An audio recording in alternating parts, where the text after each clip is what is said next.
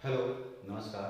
जैसा कि मैंने आपसे कहा था कि आज शाम को ट्रिग्नोमेट्री की क्लास लेके आऊँगा मैं आपके लिए, तो ये ट्रिग्नोमेट्री क्लास हाजिर है आपके लिए। देखिए, क्लास 10 की बात करें अपन, क्लास 10 और मैथमेटिक्स पढ़ने जा रहे हैं अपन, मैथ्स, और बात करेंगे ट्रिग्नोमेट्री, ट्रिग्नो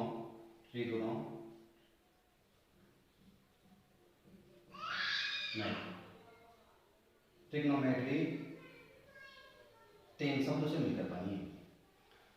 कितने शब्दों से मिलकर बनी है? 3 शब्दों से। पहला है ट्री,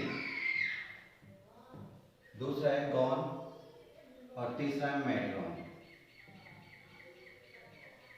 देखो, ट्री का मतलब होता है 3, गॉन का मतलब होता है पूजा, और मेट्रॉन का मतलब होता है मापन करना, मापन करना।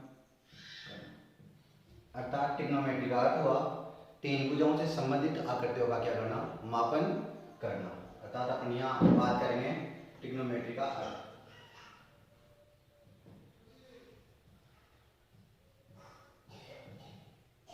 मेट्री का अर्थ 3 भुजाओं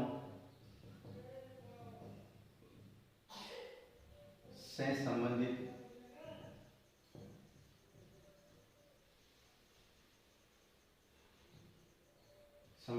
आकृतियों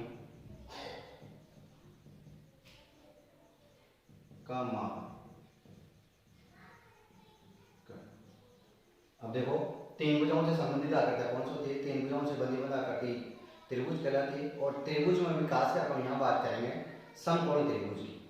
तो देखिए, आप समकोण त्रिभुज के बारे में थोड़ा बहुत जान लीजिए। समकोण त्रिभुज, तो समकोण त्रिभुज किसे कहते हैं, क्या होता है? जिसका एक कोण 90 डिग्री हो उसे समकोण त्रिभुज कहते हैं। ऐसा त्रिभुज जिसका एक कोण 90 डिग्री हो उसे समकोण त्रिभुज कहते हैं। देखो, समकोण त्रिभुज की बात करें अपन, तो इस प्रकार की आकृति होती है इसकी। ये 90 डिग्री, 90 डिग्री के सामने वाली जो भुजा होती है उसको हमेशा कर्ण कहते हैं, कर्ण होता है। समकोण त्रिभुज में जो सबसे बड़ी भुजा होती है वो कर्ण होती है, और ये आधार है। यहाँ आधार को अपन ए से रिप्रेजेंट करेंगे, कर्ण को के से रिप्रेजेंट करेंगे, और ये है लंब, लंब को एल से रिप्रेजेंट करेंगे। अब देखो, अगर मैं इसको ए, इसको बी और इसको मैं सी भुजा मान लूँ, और इसको मैं थीटा कोण मान लूँ और इसको मैं फाई कोण मान लूँ, तो देखो, समकोण त्रिभुज में इस कोण और इस कोण के लिए तो आधार, कर्ण और लंब सेम ही होता है। मतलब अपन कौन कौन से कोण की बात करें? थीटा और कोण ए, तो अपन कोण ए के लिए तो आधार, कर्ण और लंब ये होगा, तो इसकी और इसकी बात करेंगे अपन। तो कोण थीटा के लिए, कोण थीटा के लिए आधार ए भी होगा, लंब एसी होगा, और कर्ण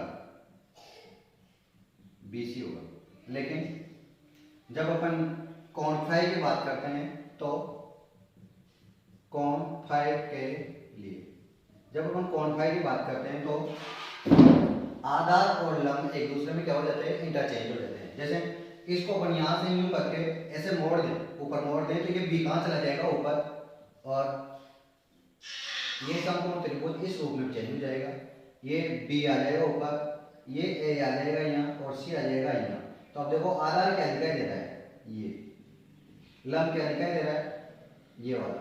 और कर्ण कभी चेंज होता है नहीं, तो ये तो 90 डिग्री यहाँ आ जाएगा फाई, और यहाँ आ जाएगा थीटा। तो अब इस फाई कोण के लिए, इस फाई कोण के लिए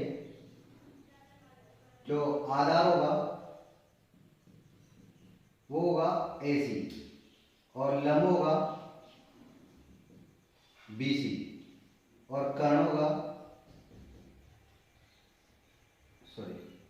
AB और कर्ण होगा BC। तो यहां तक उतार लीजिए आप।